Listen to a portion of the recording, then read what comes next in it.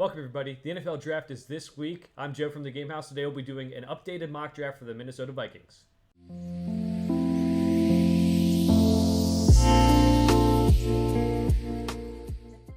The Vikings are on the clock on our mock draft series. We did do a mock draft with them earlier on our channel, but that was before free agency and a lot of different things changed. So we're going to do one now. We're going to use the NFL Mock Draft Database Simulator. I like it because it meshes big boards from around the internet together to make their own big board rather than just one site kind of being biased with how their big board sets up.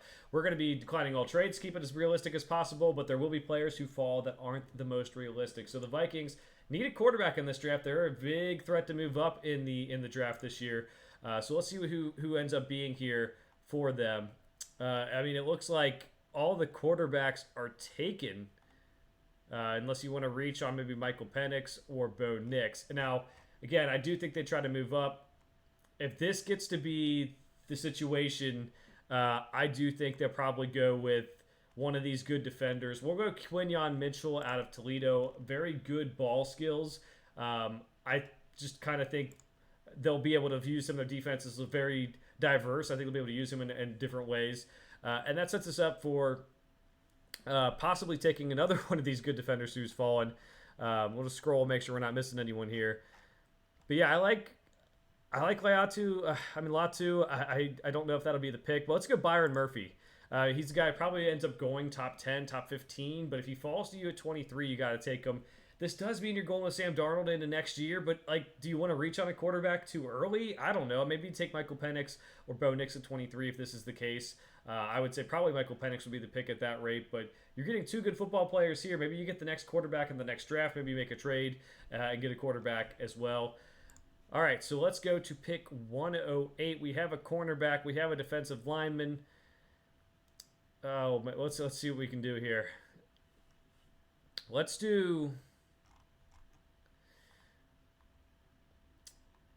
go with Devontae Walker out of North Carolina. Get another wide receiver to pair with Jordan Addison and Justin Jefferson. Either way, whether you have a rookie quarterback or you stick with Sam Darnold, which again could happen if some other teams try to move up and jump them. That could definitely happen. I think Devontae Walker can help in that slot, or you can move someone else into the slot as well. Next one up, let's go Mo Kamara out of Colorado State.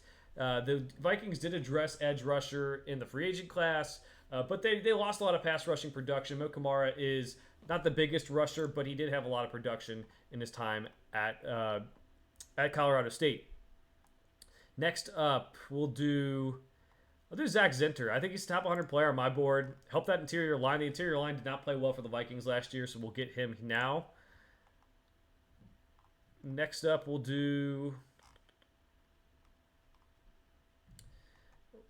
take some value. We'll go Matt Gonsalves out of Pitt, a guy who could play tackle, could play interior offensive line. You can move him around. They've had some success moving offensive linemen around in the past, so that could be good. And then we'll go to pick 177 now. Edifon Olafocios, who they want me to take.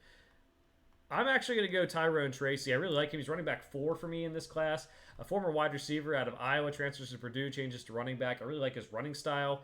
I think he could be a dynamic playmaker who has a better pro career than he did college career for the Vikings or whoever ends up taking him. Pick 230 and 232 are the only picks left here, so we will try to get some good players for them.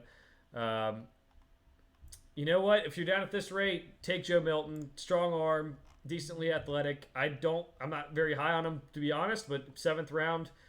Take a developmental quarterback behind Sam Darnold, and hopefully you can go address the quarterback need somewhere else. All right, so let's go to the last pick. We'll go Tanner McLaughlin out of Arizona, a guy who's more of maybe a bigger receiver than he is like a tight end, but I think they'll be able to find a way to use him. Now let's go look at this draft back as we go back through it. Now, no trades, so the Vikings probably end up moving up and taking a quarterback and possibly take one at 11 or 23. But if you get some pretty good players, maybe they pass on them and go with Sam Darnold next year. I don't know. That wasn't great when you're not able to move up and get some of the guys that they're rumored to be interested in, like Drake May or J.J. McCarthy. So Quinyon Mitchell, the corner out of Toledo, great ball skills. Byron Murphy, great interior pass rusher. I think he's going to go way earlier than that, so that's good value. Devontae Walker. Didn't have the best season in North Carolina, but there were some off-the-field things where he could get on the field because of the transfer rules and everything. So I think maybe he could play better with having a full season with the team. Mo Kamara, the Colorado State edge rusher, pretty good production for them. Zach Zinter, a top 100 player on my board, interior offensive lineman, can really help. Matt Gonsalves, a good offensive tackle out of Pittsburgh. Tyrone Tracy, running back out of Purdue, former wide receiver. Joe Milton, the quarterback out of Tennessee, and Tanner McLaughlin, the tight end out of Arizona. So that is the draft for the Vikings. Let me know what you think of it down in the comments below. For now, thanks for watching. We'll see you guys next time.